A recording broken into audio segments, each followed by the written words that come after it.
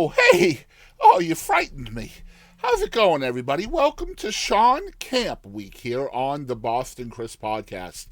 Man, what a fricking treat it was to chat with the legendary Shawn Camp. I don't use that word lightly either. This man right here has recorded and put out, in my opinion, the best album of 2025. Again, I don't say that lightly. The Ghost of Sis Draper is the name of the record. It is a song-to-song storybook, or what we used to call a concept record. And guys, I'll tell you what, it is absolutely incredible. We allude to the record many times here on the show, and for one of the only times ever, I do not give any spoilers as to what some of the songs are about. We chat about the technique of the songs. We talk about Shawn's songwriting, some incredible stories about people like Guy Clark and John Prine and the incomparable Loretta Lynn. That's right. Shawn has had experiences and co-writes with all of them and many, many, many, many more. We also include live performances in this episode, not only of his current stuff, but of his huge number one hit, Two Pina Coladas. That is also going to be part of this broadcast. So without any further ado, guys, I do have some homework for y'all. I need y'all to hit the like button on this episode wherever you're watching. If you want to see more in-depth, candid conversations with songwriters and artists of all genres, please hit that subscribe or follow button wherever you are watching. And of course, tell us your favorite part of this episode down in the comments. And without any further ado, guys, let's get into it with the Hall of Fame #1 award-winning songwriter, producer, artist extraordinaire, Shawn Camp. It's time to jam. It's time to mingle. It's time to see what everyone's drinking. It's time to jam. It's time to mingle. It's time to see what everyone's drinking. Until we all lose connection.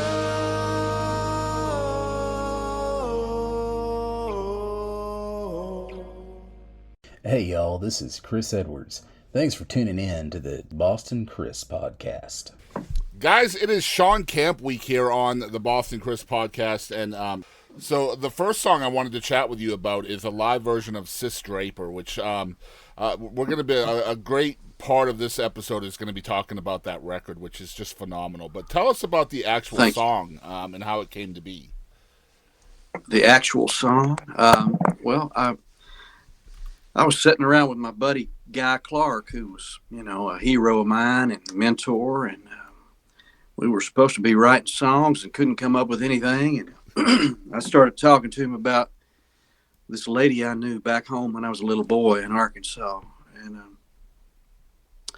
talking about how my grandpa and my Uncle Cleve always talked about her long before I ever laid eyes on her, And she, they built her up to such superstar status. When I finally did lay eyes on her, I knew she was, a world traveler, and she had a big beehive hairdo and a fiddle in a coffin case, pulled it out and started playing all these old timey tunes, man. And, she just inspired me. And actually, she's the first person that ever asked me for an autograph was Sis Draper.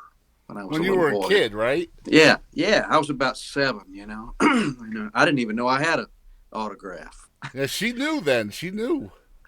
She recognized me and gave me inspiration, And when you're a little kid and you don't really, you can't really fit in with the adults, but if an adult leans down and, brings you into their scene, it really changes your life, and I think she changed mine, Yeah, I got to tell you, man, the grandpa's roving ear I sent that song to my wife. My wife's father played steel guitar, pedal steel, for 70 years in the business. Yeah. Played with Bob Wills and Boxcar Willie and so many people. And Wow. Man, he had a love for a fiddle player as well, and that song just really hits home for us because we lost him to COVID in 21, and Oh, wow. so like I heard that song researching this episode, and I had to send it to her, and it's literally like it's him to a T, and the grandma and grandpa vibe, and how grandma was a little jealous of his love for a fiddle player. Man, Yeah. it just hit home. So I wanted to thank you for that tune as well. That's great, man. Yeah, and but we're excited to show you this live version of Sis Draper. Y'all check it out.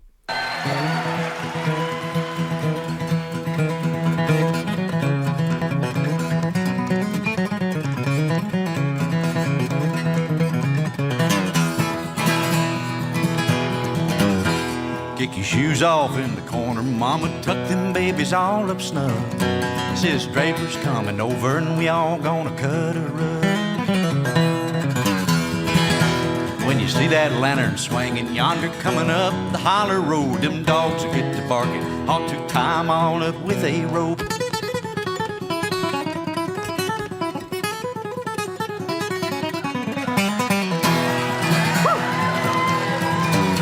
Now you boys better get in tune, Sis Draper's gonna be here soon. Don't shoot no dice or get too tight if you're gonna pick with Sis tonight.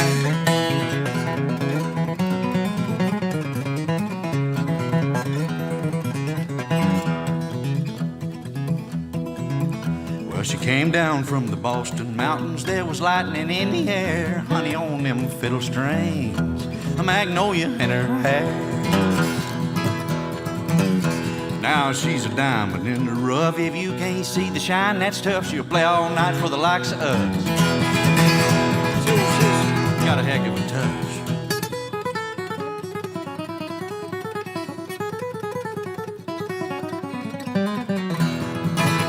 She'll play all night if she feels like it. Have some fruit punch if you spike it. Sis don't care who don't like it. So sis got a heck of a bow arm on her.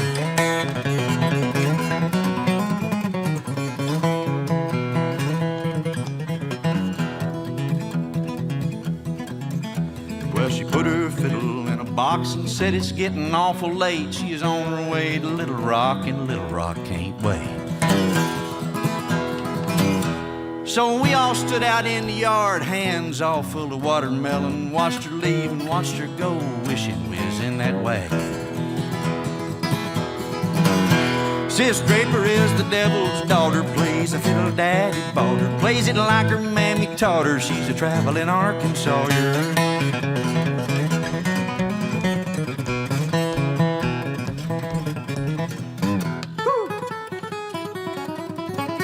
Where's Sis when you need her?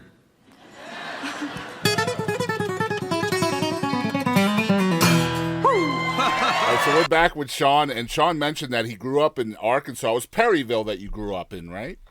Yeah, Perryville.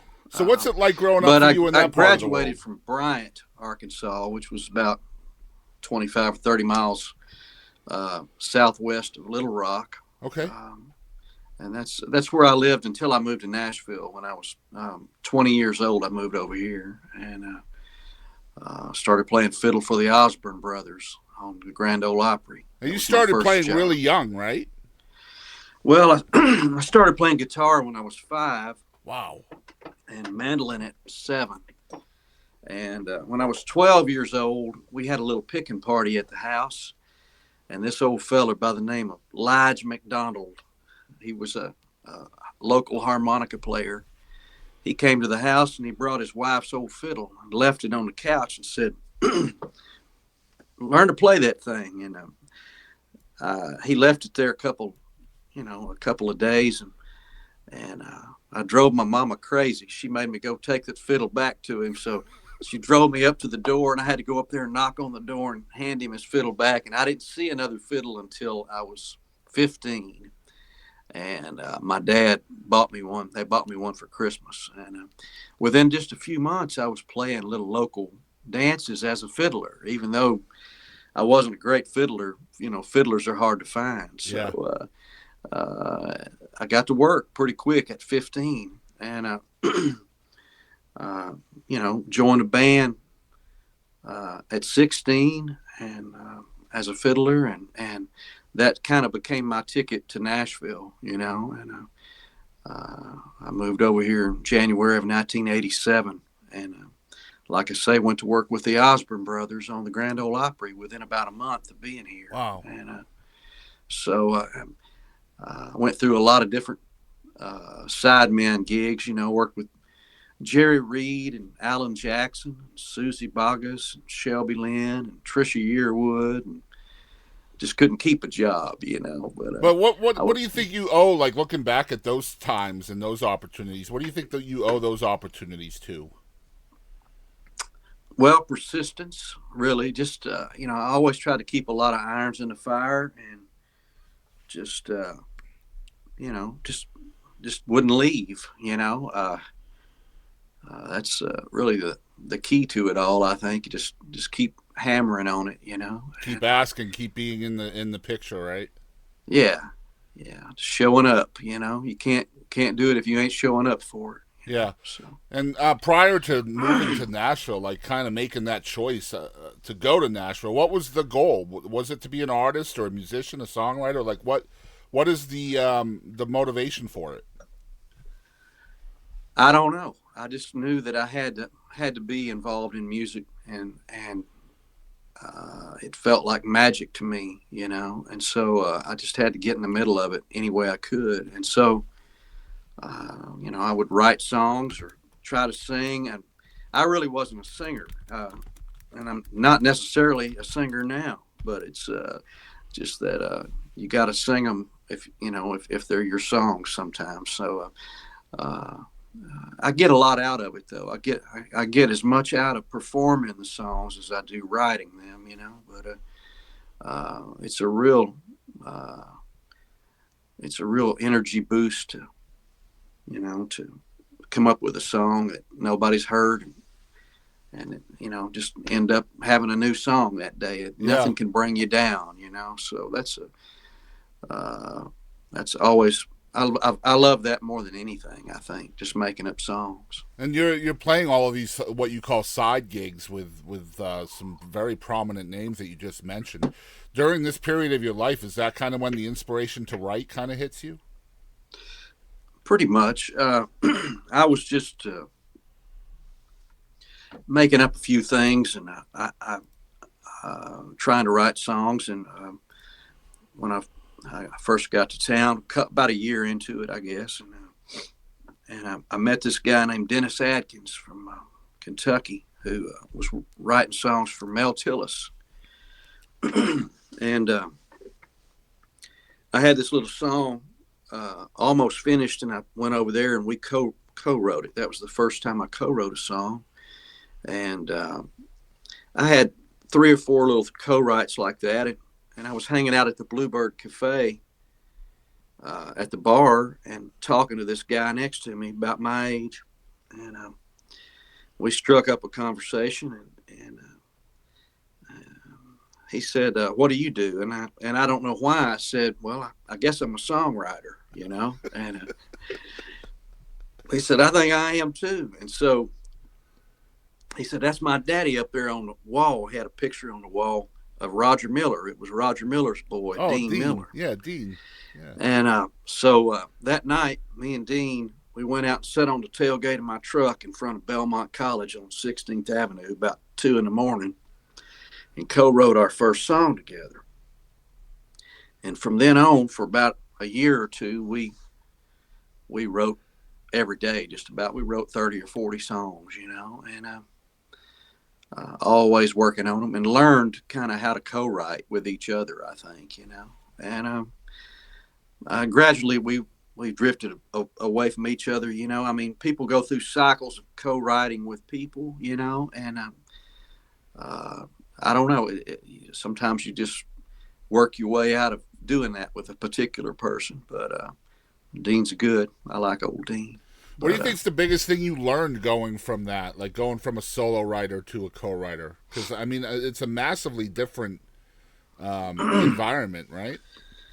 It is. I don't know, man. There's no way to describe what I've learned, because every song's different, and every approach is different. And but every co-writer has a different perspective. So I have been able to write with a great many co-writers, and a lot of great writers. And I've learned a lot from a lot of them. I don't know. I just don't think there's any blueprint to doing it. You just start where you start and you dig in and I think being open-minded going into that is very important, right? it is. And I love writing by myself because it's if it comes, it's generally the way I want it to be. In a co-write, it's a wrestling match. You fighting over every line. But it's fun. It's a game. It's kind of like gambling, and you can't lose. Yeah. It's like that's the adrenaline you get when you get a good song. It's like, man, we're rolling the dice here, and it's going to be okay. And if you walk away with a song and that feeling, that's the best thing about it, really. And what's your approach and process mostly? Is it melodic based first? Do you get the title or the hook first? Like, how does it work for you? Or is it different every time? It's different every time. Sometimes it's a word, or sometimes it's a phrase that hits you or hits me, but generally the melody and the words come at the same time, but I've written them every which way you can write them, Is there a favorite approach that you like most? Well, it's great to have a clear-cut idea that you're pointing every line towards from the get-go. But that's not always the best song. It might be at least you know where you're going the whole time as a writer. But some of my best songs, I didn't even know what the title was till I got there. Yeah. So, and the title may be way in the middle of the song, so I don't know. There's just no rhyme or reason to it, really. Isn't that interesting? Yeah. So as you're writing a song, especially as you're becoming more of a veteran at it, can you tell when you've got that magic? You talked about music being magic for you as a kid. As you're writing a song and you maybe you got a couple of hits behind you at this point, do you know when you have magic? You can feel it usually. Yeah. It's when you're on one, it's an exciting pursuit, you can feel it. And sometimes you can't get it all at once. It might take a while to sleep on it for a while or come back to it a few times. I mean, Guy Clark worked on songs for 40 years, and I've changed lines in songs from years ago too. As time moves on, some lines may not work like they did 20 years ago, even. So you just keep whittling on them. I definitely think that's something Guy has kind of brought to the world of songwriting, is kind of teaching patience in writing songs. He's mentioned that a lot over the years, of kind of sitting on songs for a really long time and then bringing them back up, or maybe a different puzzle piece shows up later on that fit perfectly with something he had back then. And so teaching patience is really important. I read something about you that you dream melodies sometimes and then you wake up and write them down. Like, what does that look like for you? That's going to be interesting as well. Well, I've done that on occasion. I just get up and record them, and like hum, sing it into a recorder or something. But Do you when sit I was on a kid, those for a while too to make sure it hasn't been written already? do I what? Do you sit on those? Yeah, to make sure, because I heard a story about yesterday by Paul McCartney that he wrote that song that way. He dreamed the melody and then he woke up and hummed it and added some nonsense lyrics to it, and then he just let it sit there for a couple years to make sure the song didn't exist. Scrambled eggs. Scrambled eggs. That's right. Yeah. That's a really cool thing, man. I love that song yesterday for sure. But I don't think I've dreamed up anything that powerful. Yeah, but I imagine you gotta be careful though, right? Because like if you wake up and you've got that like song in your head, maybe you heard something somewhere, and I mean you don't want to steal, right? I try not to. I Yeah. hope I don't. Yeah, I doubt but you have. To be fair. yeah, it's hard to know. You know. Yeah. I mean, we're all imitating something, but I try not to imitate somebody else's melody Yeah. or their idea. You know. I think that's why I've slowed down. You know, in my writing is, you know, once you've written a certain amount of ideas, you kind of had them all. You know, Mhm. and I think that's like Guy Clark. He started writing a lot with co-writers that were young kids that would come in with a fresh approach to an idea, and it turned him on, you know, and made him feel like I can dig into that, you Yeah. know, and so you know, I think that's kind of the beauty of a co-writer at times, just coming in with something you're not thinking of, you know. I'm kind of going off. No, this is a topic great here. topic. I love that you're going off in this direction because it's something we talk about on this show a lot, that I feel like songwriting is one of the most unfair things in the world, because once you find success with a song, you can't write the same song a second time. Like, in order Right. to replicate that success, you have to do it in a completely different way. And what you're saying makes sense. Like, if you're co-writing with a different person, that different person is going to bring a different approach, and so then maybe you can be successful a second time, Right. because of that. You know what I mean? But like, if you have this huge hit, you can't write that huge hit again. You have to do it different, right? I guess, you know, I've had a few hits that other people had, you know, that on songs I co-wrote or whatever, but I don't feel like they're very similar Yeah. to each other. No, man, I was driving around with my son playing your record, and I can't wait to chat about the Ghost of Sis Draper. Just, in my opinion, the best record of 2025 that I've heard, and I listen to a lot of music. So, Wow. yeah, the Man, best that's record so that kind. came out this year, honest to God. But Wow, that's so funny. I was driving Thank you. around with my son, and we're just jamming to this record and just the storytelling. And I looked at him and I said, "You know, this is the same guy that wrote Two Pina Coladas." And he was like, "No, Wow. it isn't. No way." Wow. Just incredibly talented, man. Well, thank you, brother. I Well, didn't. Go ahead. I had some good co-writers on that song too, you know. So, you know, Oh, you're just being humble. well, I don't know, man. Well, you talked about your vocals not being that great earlier, and I highly disagree. I think you're an incredible singer. Well, thank you. Yeah, I didn't say it then, but yeah, I love your vocals. Nobody But Me, your version of that is just, man, it hits you.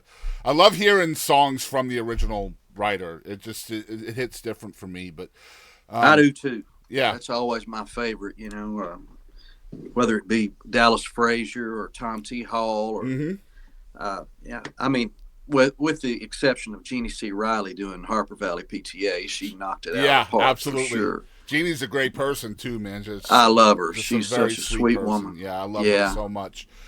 She calls herself my other mother. So That does not she- surprise me one bit. Yeah, Yeah. she's a sweetheart, man. Yep. She lives here in Texas. So yeah. Yeah. Yep. Yeah. Where do you live? Where are I you? live in Mineola, Texas, which is a little Oh, north really? of Tyler.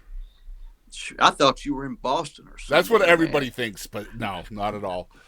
Yeah, we got to get you down here, man. I've already we have a listening room right up the road from me, and I've already reached out to them. I'm like, you got to get Shawn Camp down here. God damn it. Oh, thank you, man. Yeah, I'm all for it. That would Yeah. be great. I love getting to Texas. So Sure. you've mentioned Guy Clark a couple of times, and I mean, I'd be remiss not to pick your brain a little bit about him. Can you talk a little bit about kind of the mentorship and the impact he had on your writing? He was just,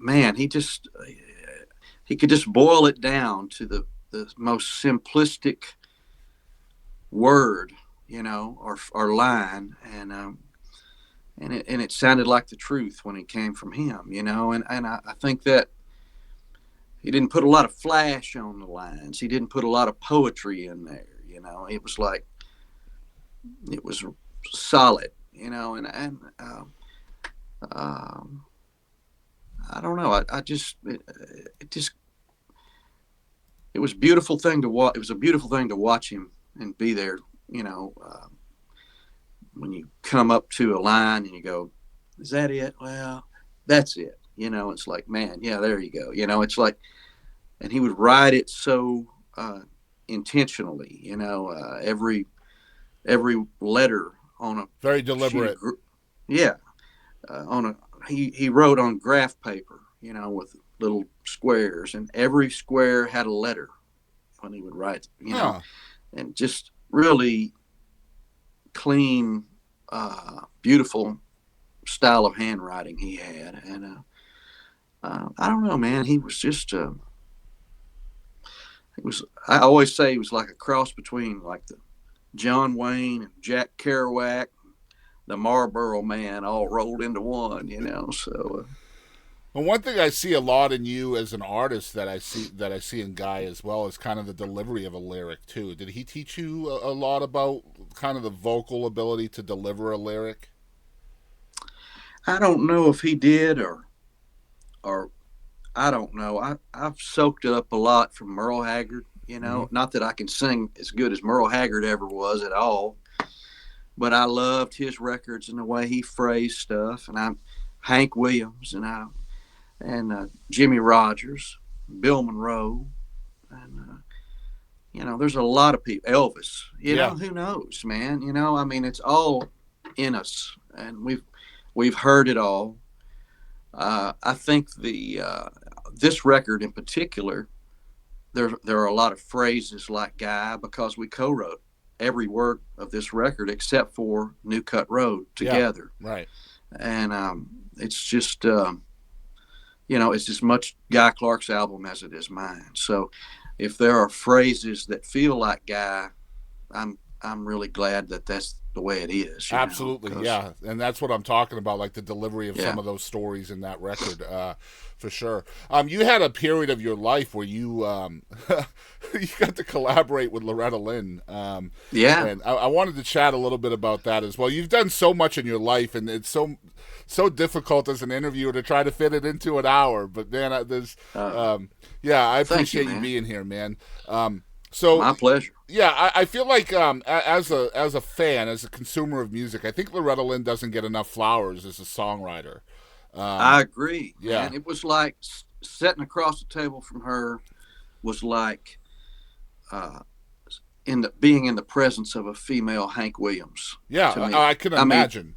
Mean, just as strong, and she was just a great writer, and I loved her, and she loved me, you know, and we told each other that, you know, and it was just beautiful. It was a beautiful relationship. How did that happen for you?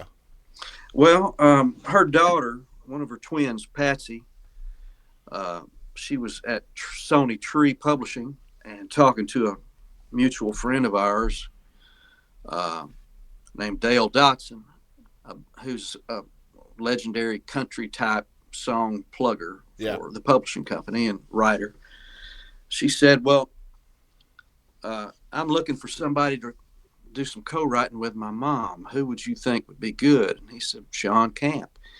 And so I had written this song with Mark D. Sanders called Loretta Lynn's Lincoln. Yeah. And Josh Turner had cut it. Anyway, before I knew what was going on, I was out there sitting across the table from her out there at her ranch out there in Waverly, Tennessee. And we're in the old smokehouse of this plantation house, you know, that she had turned into a writing room. And I get to talking to her about the song Loretta Lynn's Lincoln. I said, you know, Mark D. Sanders and I, we went to the Country Music Hall of Fame and we're writing this song about you because we wanted to research and find out if you were driving a Lincoln back and forth when you were writing all those songs in the car, because we knew the stories of her writing, you know, songs when she drove around Nashville. Mm-hmm. And we couldn't find out anything. And I said, so Miss Loretta, did you drive a Lincoln or did you drive a Cadillac?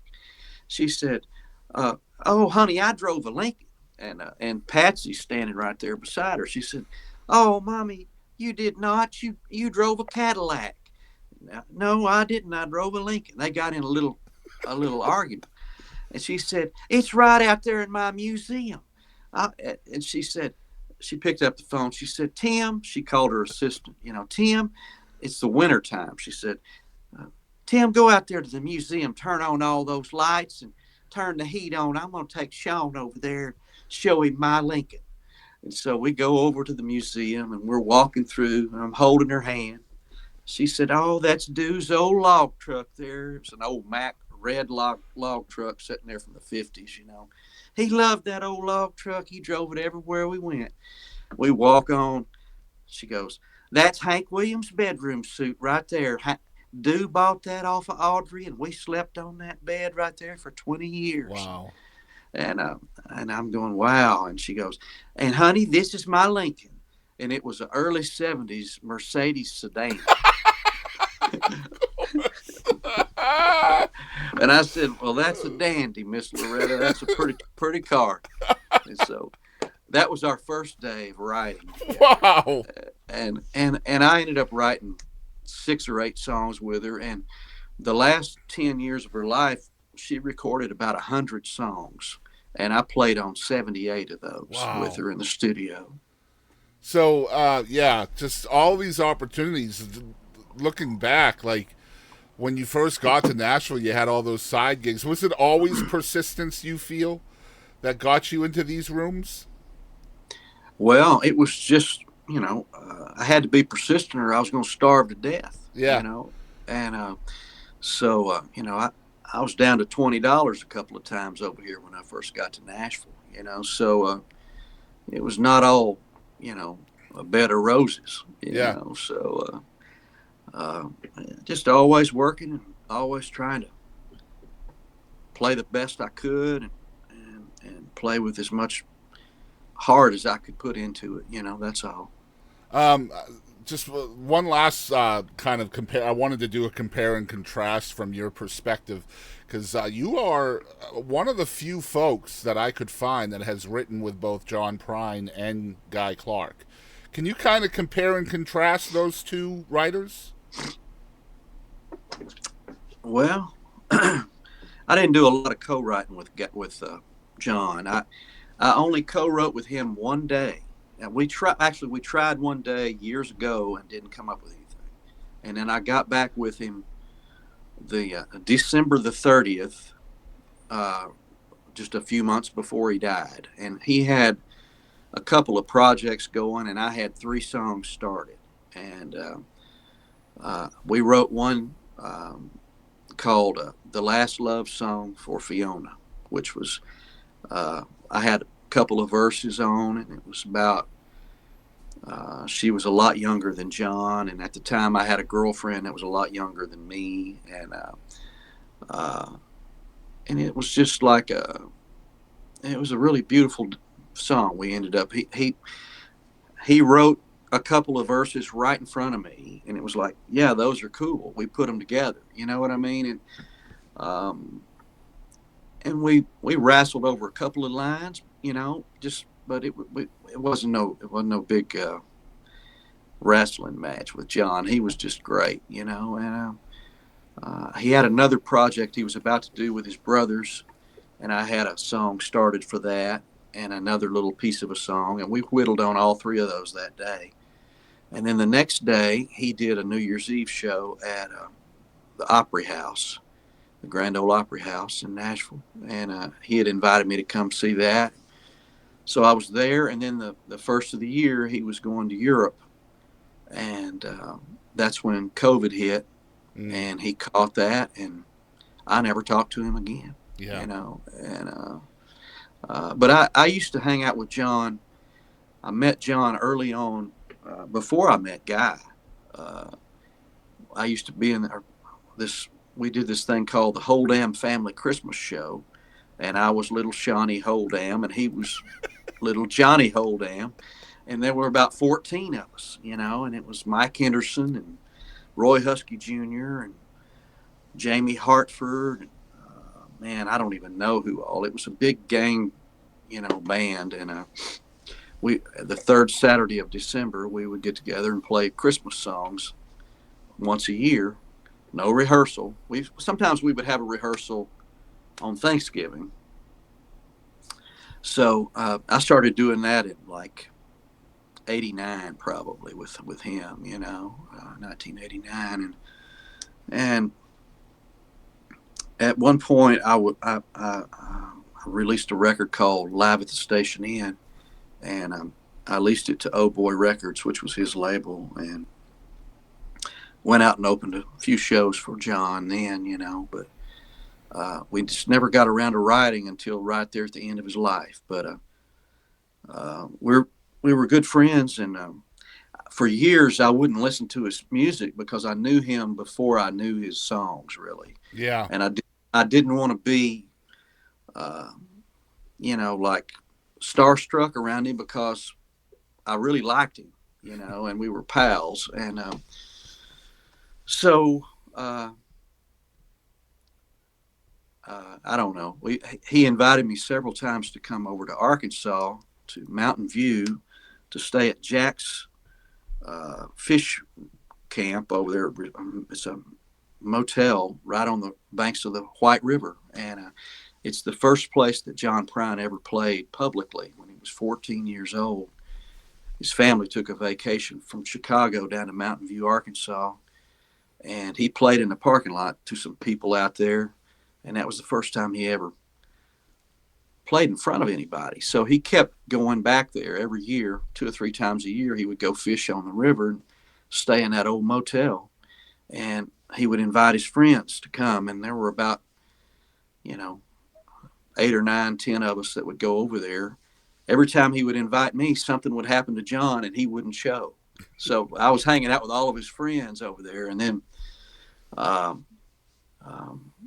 get over there after he passed, and there were 9 of us there that trip, and Roger Cook had some of his ashes, and we went up the river and scattered his ashes, and had a little ceremony, and threw in roses in the water with his ashes, and drifted down for about 5 miles down the river with John. And Man, that's very apropos. Very apropos. It was really powerful. Yeah.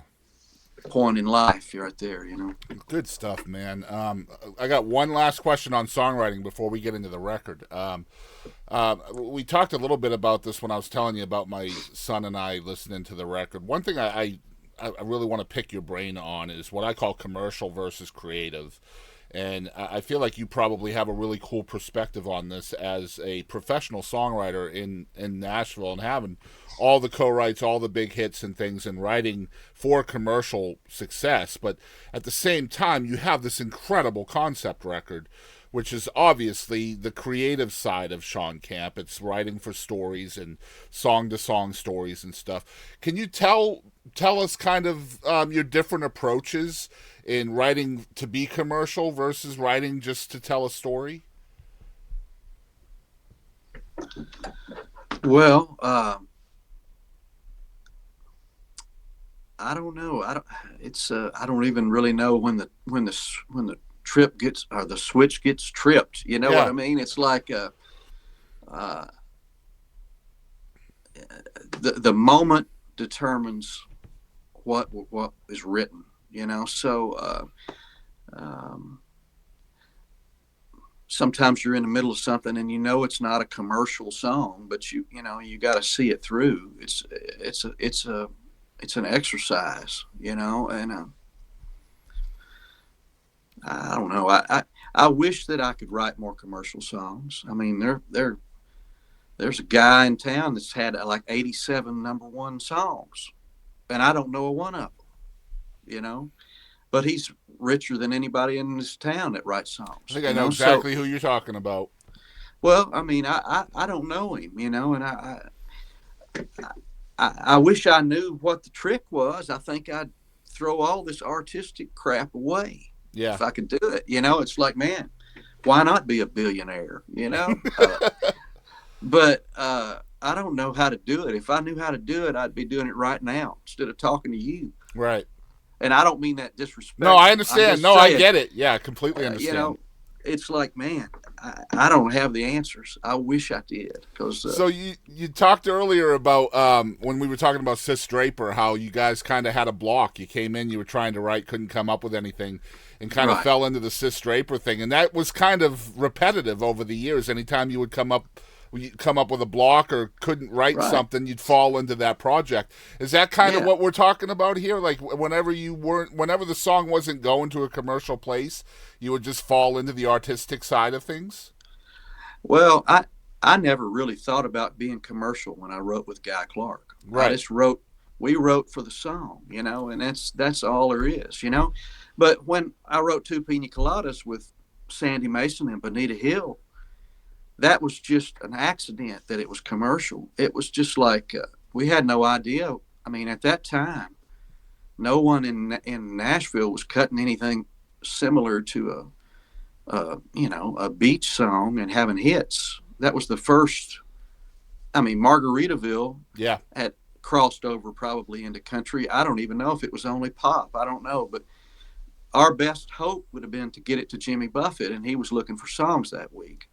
So it was just a fluke that turned out to be commercial, you know. So it was just a fun thing, you know. And so I just try to have fun with every song, and that's really the whole point, you know. Yeah. I love how the record came to be as kind of a backup plan, though. Like, whenever you guys would fall apart, you know, couldn't come up with something. Writer's block is a real thing. I mean, it's a struggle to be creative. And, I mean, this record is incredible. I want to talk about it more. Like I said earlier, it is my favorite record of the year. Just because Thank you. man, I'll tell you the truth, man. I know that just from reading from you, that your love of concept records kind of came from Redheaded Stranger. And I think that's... I mean, Absolutely. Yeah, that's where a lot of our love for a concept record from my age, your age, and right around Yeah. this area comes from.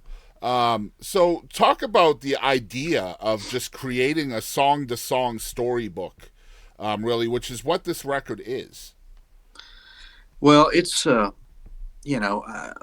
I'm certainly influenced by Redheaded Stranger. That's my favorite record of all time, you know. And Willie Nelson Family Band is just, I just love that band, you know, and that time period and Phases and Stages, you know, which was, I guess that was the record right before Redheaded Stranger. Yep.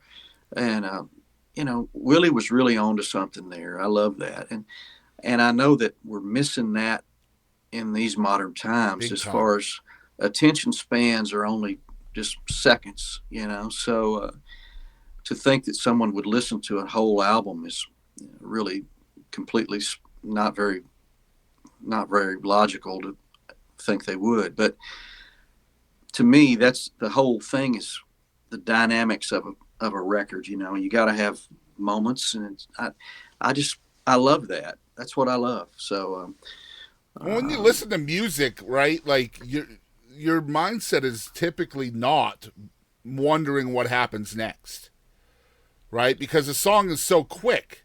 By the time you're wondering that, it's already over. For me, with this record, I couldn't wait for the next song because I wanted to know where it was going. I wanted to know what happened to Sis next. Like, where is it going? And all the foreshadowing you had in that record from one song to the next, wondering where she was going to end up and all of that. I'm trying not to spoil it for people out there so they can go listen. But, that foreshadowing was really neat. It felt like watching a Netflix show or something like that, you know? wow. Well, thank you, man. I don't even know what I did. You know, it's just I'm glad the sequence is working. You know, because I kind of tried to make that work, and I've been waiting forever for my vinyls to get here, man. I've got a double vinyl album coming, and hand-drawn pressing in Dallas was supposed to have me these records by the 1st of October, and now here it is. I've already paid them for the product, you know. So I've got people waiting on these. So it's I guess maybe next week they'll send them to me. Man, I might have to get in line for one of those, man. Yeah, man.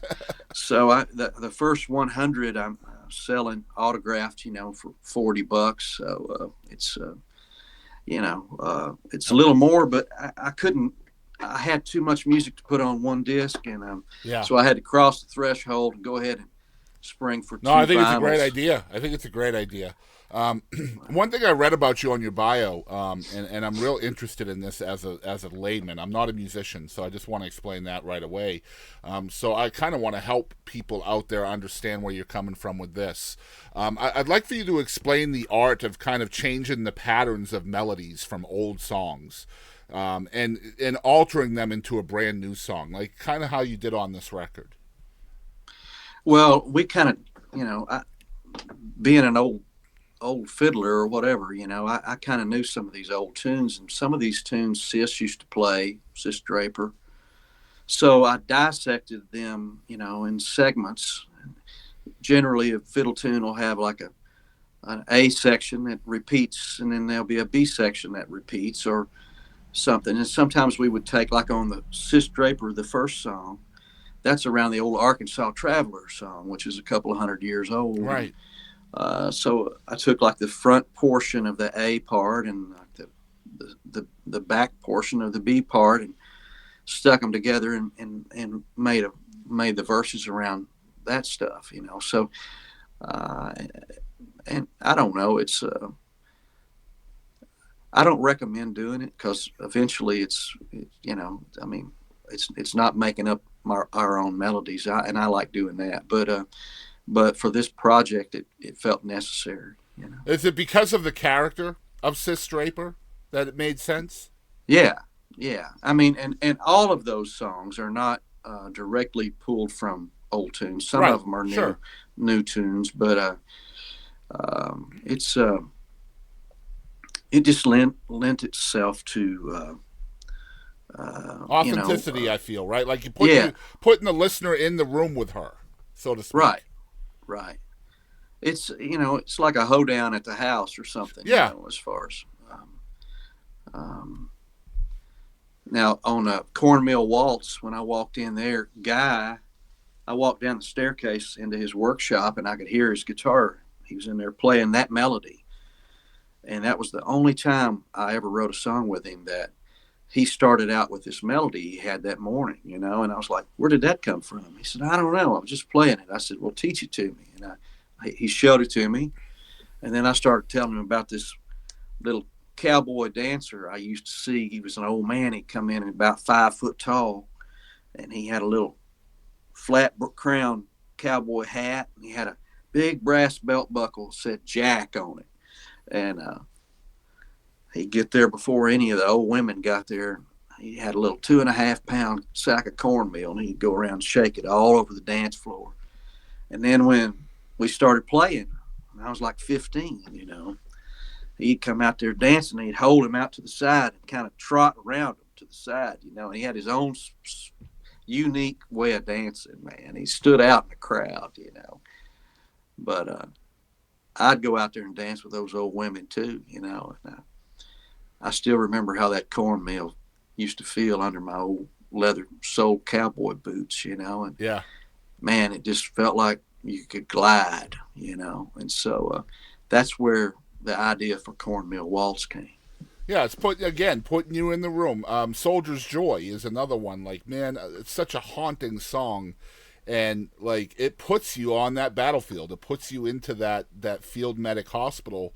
Again, Yes. no spoilers, but I just want to let folks know, like, you're gonna be transported to wherever Shawn is taking you with these songs, and that was one of those that was kind of derived from an old melody too, wasn't it?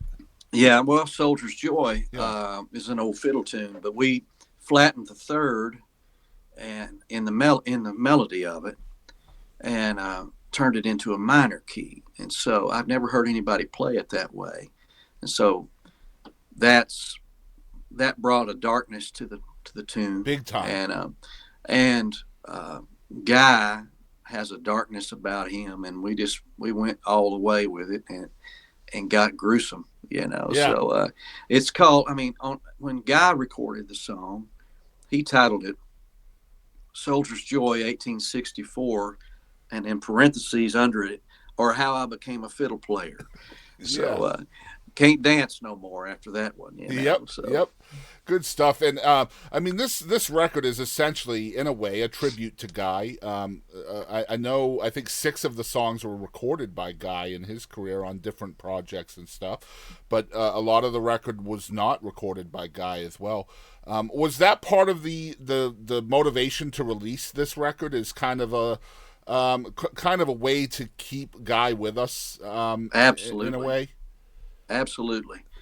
And the first song that I was about 2 months into playing fiddle at 15 or so, and I was remodeling a house with my dad and holding up a piece of sheetrock up in the ceiling, standing on a step ladder, and we had a little Gilligan's Island radio playing on another ladder across the room, and it was on a country station, and Bobby Bear came on there singing his newest song called New Cut Road, and Ricky Skaggs was playing fiddle on it.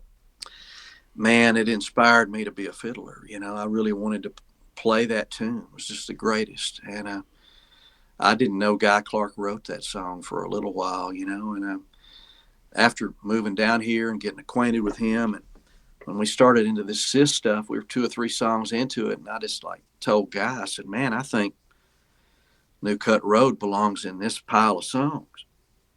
And he wrote it about his granddaddy who stayed in Kentucky when his family moved to Texas. And it just fits perfectly, you know. It's just we've got it. I've got the dialogue where it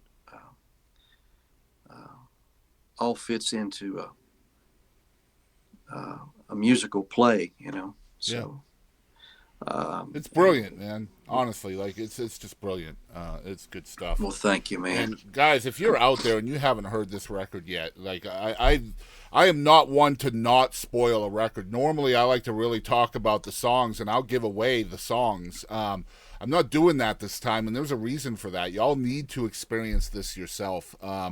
And make sure you're listening to it in order. I know we're in the 21st century, and it's 2025, and a lot of people, you know, will just pick out a song they like, but I implore you, listen to it from one to the end, and man, just incredible stuff. You did talk a little bit about Two Pina Coladas. I did want to kind of pick your brain about that song a little bit, and I'm going to play a live version of that you've done in the past as well. Can you take us into the room with your co-writers as you're writing this song?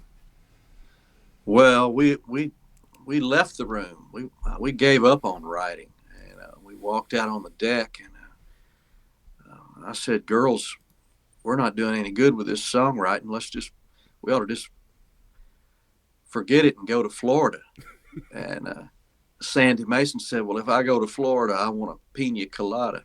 And Bonita Hill said, "Well, I want one for each hand." Okay. And so, you know, we wrote this little thing in about 20 minutes, you know. So within a week, a few days, Garth Brooks wanted to cut it, and that's me playing on his record. I played acoustic on it, and we all got to sing on the record, and that came out on the Sevens album. It sold 7 million copies the first night, you know, so it was awfully hot at that time. Yeah, well, just what an incredible song. And, man, I hear so many stories about songs that take shape after the session has ended, whether you're at lunch or whatever you gave up for the day. Yeah. I've heard so many success stories about stuff like that. Mark Narmore tells one about That's What I Love About Sunday, which came out after, like, during a lunch or something like that. Just incredible stuff. And cool to share a live version of this from Shawn Camp. Again, it's just so cool to hear the songs from the writer. So good stuff. Thanks, y'all check man. it out. Yeah.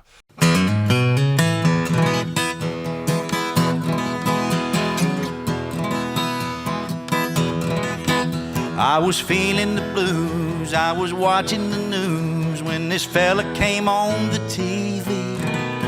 He said, "I'm telling you, science is proof everybody all comes from the sea." Well, that got me going without even knowing. I packed right up and drove down. Now I'm on a roll and to swear to my soul. Tonight I'm gonna paint this town. So bring me two pina coladas, one for each hand. Set sail with Captain Morgan. Oh, and never leave dry land. Hey, troubles, I forgot 'em. I buried 'em in the sand. Hey, bring me two pina coladas. She said goodbye to her good time in May.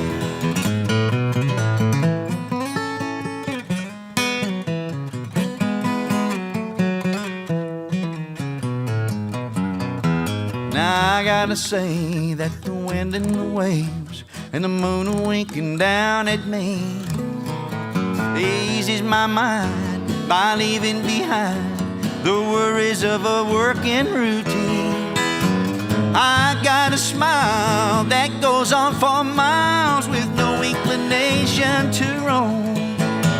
Now I gotta say I think I gotta stay, 'cause this is feeling more and more like home. So bring me two pina coladas, one for each hand.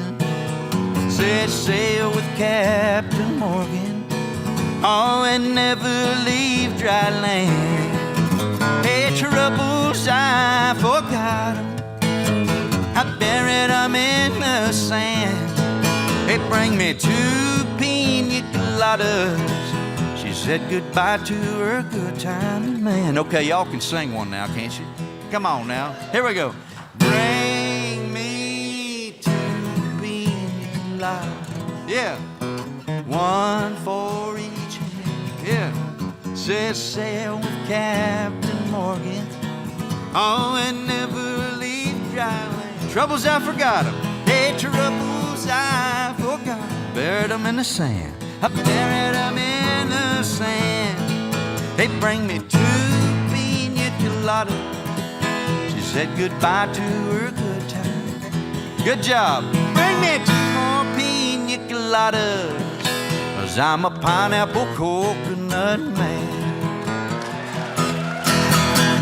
Yeah. So we're back. We have these having fun segments, and then we'll wrap it up, Shawn. I've got a bunch of little segments here we'll use for little short reels and TikToks and things. Okay. And some of these I'm going to give you two titles to choose from, and you can kind of try to figure out what the segment is based off the title of it. And it's always a lot of fun. Kind of like game. That's why we call it having fun. So the first two I have for you to choose from, one is called Did You Know, and the other is called Algorithm. Which one would you like? Did you know? Okay, so what is something people may not know about you? Man, that's weird. Something they may not know about me. Oh, I'm also an actor. There you go. What have you acted in? Last year I started growing this little goatee and my hair out for this part in a movie called The Legend of Van Dorn. And so it's supposed to be streaming. You can stream it anywhere soon. And I played General Pemberton in the thing. So, nice. That was fun. I'd love to do more of it. That's cool. Awesome. All right, next segment is called Impactful. Can you name three people that impacted your life in some way? You can choose who. It doesn't have to be the most impactful. Just three people that impacted you in some way. And then can you tell us the number one thing you learned from each of those people? Man, good questions. Thank you, man. Well, of course, my parents, my mom and dad, Betty and Daryl Camp. And, I learned hard work and, Persistence. Conserving what you've got and trying to make it last. And Cowboy Jack Clement, I learned to have fun. If we're not having fun, we're not doing our job, and to dream. He's one of the greatest producers and magic music men that ever walked the earth. And Jack Clement, he was something special. Man, I don't know. That's three. I don't know that is how many. three. Yep. All All right. right, next segment. Choose either Mount Rushmore or the other one is called One Artist. One artist. All right, who is one artist or songwriter you wish the whole world knew about? Emmett Miller. Emmett Miller, the minstrel man from Georgia. He was a vaudeville blackface singer. He had the original Lovesick Blues. He had the original Anytime. Huh. He had the original Right or Wrong. He was born in 1900, and he probably should be equal to Jimmy Rogers in the history books of country music. And he was a great yodeler, and everything Bob Wills ever did, he had all of the routines and songs written out in these notebooks of Emmett Miller's. And when he auditioned a singer, they had to sing Emmett Miller songs. Huh. Eddie Arnold's biggest hit was, Anytime. Anytime Yep. you feel lonely. Anyway, Emmett Miller's whole thing was, oh Lord, I'm sick, I can't do it. But his whole thing was the yodel, you know, that, and that's where Hank Williams got Lovesick Blues. Yep. Was Emmett Miller. And so that guy should be in the Country Music Hall of Fame, and they won't do it because he was a blackface, performer. And, I don't know that I can't really prove it, but I believe he was part African American. And I think that if that comes to light, he'll get in a lot quicker if everybody can realize that. Yeah, you're probably right. All right. But anyway, that's one guy that deserves some recognition. There you go. I love that. Okay. Next segment is called What the Heck. This is a game show style segment where I'm just going to ask you 5 questions and just tell me the first thing that comes to mind, okay? I'll try. All right. Number 1, what are you most afraid of? Damn, man. Pretty heavy question. I might have to change it to Damn Man instead of what the heck.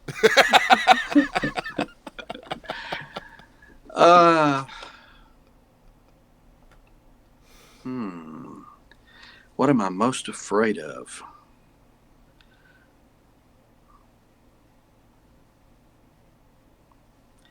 I really don't know. I suppose living.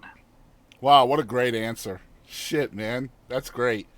All right, next one. So you can choose any animal in the world to bring into battle as your mount.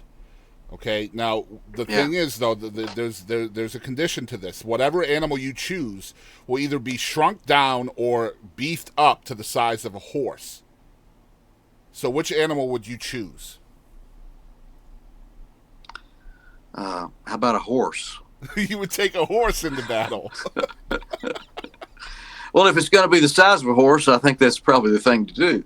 Well, I mean, I don't know that a horse is going to help you very much, though. But if you had like a scorpion, you know what I mean? Like blow up a scorpion to the size of a horse, that would be pretty helpful. Yeah, but I've never ridden a scorpion. It doesn't sound too fun. No, maybe not. All right, number 3. Where do you think squirrels go during hurricanes? I would think they go in their nest. All right, number 4. Which superpower do you wish you had? That's a pretty good question. Wish I could heal all the sick. I love that. Good stuff. So the healing ability. Good stuff. Yeah. All right, last one, number 5. Why do you think drive-up ATMs have Braille on them? For blind people. But it's a drive-up ATM. Well, I don't know, man. It's a bit scary, isn't it, Shawn? It is, but, people walk up to them, too. But how do they know it's there? They're blind, Shawn. I don't know, man. I don't use ATMs, so I don't know. All right, next segment. Choose either bucket list or choose fly on the wall. Is there still something you wish you could do, like something that's on your bucket list of things you still want to do? I just want to get my career rolling where I can get out and tour and have a solid stream of gigs that I want to, shows that I want to perform at, and be able to continue to have a career playing music. That's really my bucket list, Yeah. It's it's kind of hard to think about at this age, but I'd kind of like to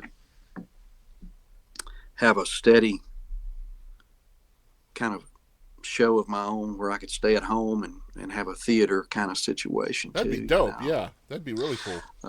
But who knows, man? That's just a thought, Yeah. All right, next one. I got 3 more segments.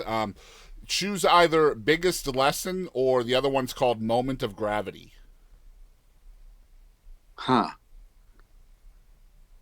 Moment of Gravity. All Okay, right. so I feel like all of us have that like event or moment in time that kind of led us on the path to where we ended up now. Can you kind Yeah. of look back and see what that event was for you? I had this weird moment when I played the Bluebird for the first time, and my mom and dad came in from Arkansas, and it was like a door opened, and I was kind of legit, and so that was kind of a nice moment. I felt, I felt like I was Legitimate? yeah, on the verge of being real. Yeah. Was it because you were at the Bluebird, or because your folks came, or both? I don't know. It just felt like something changed that night, and I realized it was on, Yeah. So Yeah, I imagine that could be pretty eye-opening, like you just go Yeah. from where you are to where you are now. That's amazing. All right, next segment is called Grateful. What are the 3 things you think you're the most grateful for right now? well, I'm grateful for my parents that I've still got them in my life. They're in their 80s, I'm grateful for the friends I have, and I'm grateful for the opportunities I've had to work with heroes and legends that were in this town when I got here. If they were alive and they were my heroes, at some point I have met them and become friends with them, and either worked with them or knew them. And I feel like I'm grateful that I got here at the time I did, and I wish I could have got here earlier. Yeah. But, I think that's all of us, right? We wish we could have gotten to the things we love earlier, right? yeah. And spent more time with them. I feel that way about my wife all the time. She's my second wife, and we've been together. This will be our 11th year. And Wow. I'll be 49 this year, and that's 38 years I didn't spend with her. And I always feel like that's such a waste of time, right? I wish we could have met earlier. But at the same time, like, everything would have been different, right? Like, we would have had different kids, and, just who knows what would have happened. I guess, I'm 59 and never married anybody, and I have no kids, so it's I question that. Yeah, I imagine. And, I've spent all my life doing music and never settled down. Yeah. It's I don't know if I'd recommend it. All right, last segment. I appreciate you doing this, Shawn. The last segment is called "Who Do You Think You Are?" So, who is Shawn Camp? I'm just an old hillbilly boy from Arkansas that, loves music and just trying to make a little mark in this world. That's all. And that's who I am. Yeah, Shawn Camp is here on the show for the first time. I'm going to tell you guys where you can follow along with everything he has going on. Again, man, I'm so glad this worked out. I'm a huge fan of yours, and I love the record. And I implore people out there to check it out. But it's ShawnCamp.com. We're going to put that in the description down below. The social medias are on Facebook, it is at Shawn Camp Official. On Instagram, it is at Shawn Camp01. And Shawn has a TikTok. It's at Shawn Camp Music. Is there anywhere else that people can follow along? Obviously, all the streaming platforms and stuff is going to have your music as well. I think that's about it, man. But really enjoyed visiting with you, and thanks for having me on here, and hope to meet you in person soon. Hey, this is Stardy Aslan, and thanks for tuning in to the Boston Chris Show. It's time to jump.